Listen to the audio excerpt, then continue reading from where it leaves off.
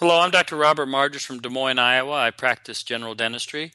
I'm going to show you a technique that Dr. Bob Nixon and I had done utilizing pink opaque in order to subopaque the teeth prior to doing the veneers. It makes it easier for the laboratory technician to fabricate veneers. So the patient presented with tetracycline. She's a 39-year-old patient. And you can see from the retracted view, she has dark tetracycline that, as we know, as these teeth are prepared, they get darker.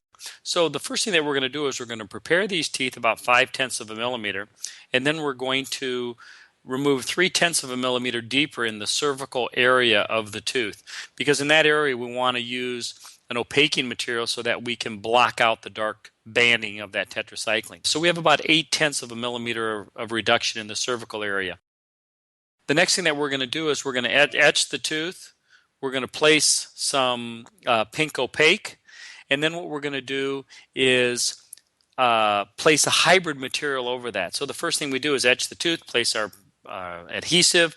We then place the pink opaque, light cure it. And then we're going to take hybrid material and place that on the pink opaque so that we're able to get a bond to that hybrid. You don't want to bond to the pink opaque. We then will re-prepare the teeth after the hybrid material is placed over all the teeth, and you can see now the preparations that have been done where we have the hybrid material going over the tooth, and we're going to bond directly to those teeth. Now, when it comes to provisionalizing these teeth, we've developed a material called RSVP, Rapid Simplified Veneer Provisionals, of which the provisional veneers are fabricated on the teeth and they're not removed. So from the wax up, we use a clear impression material that's provided in the RSVP kit to form the incisal half of the tooth. We form this incisal half. It's like a fixotrophic type material where we use Butler floss threaders in between the teeth so that the patient's able to floss during provisionalization. We then place the stent over the teeth.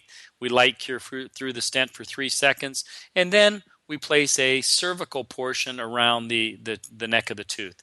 As you can see, the incisal half is fabricated first, light cured, and then we freehand the cervical portion. As you can see, after we've placed the cervical, the patient can walk out of the office with a beautiful provisional, nice and white. And then all we need to do is send these to the lab and get them fabricated. Now, some people will say that you can't change the color of a veneer with resin cement, but I'm here to show you that in this photograph you can see that we have 4 different colors of veneers. There's 4 different values, where the left central incisor has the highest value, where the left lateral incisor has the lowest value. It has more chroma. The reason being is we've used the Prevue gels in different colors so that we're able to see the color that we really want to use for our final restoration.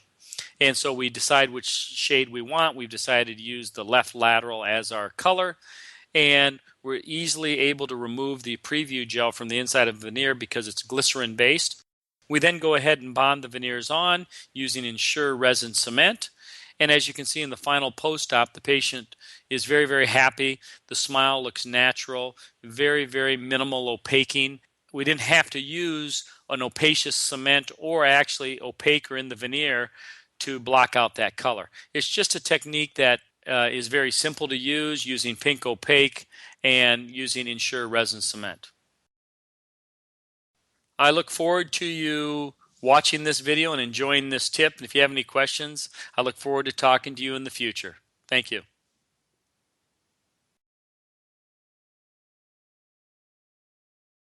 When your first choice is Cosmedent, you're spreading smiles.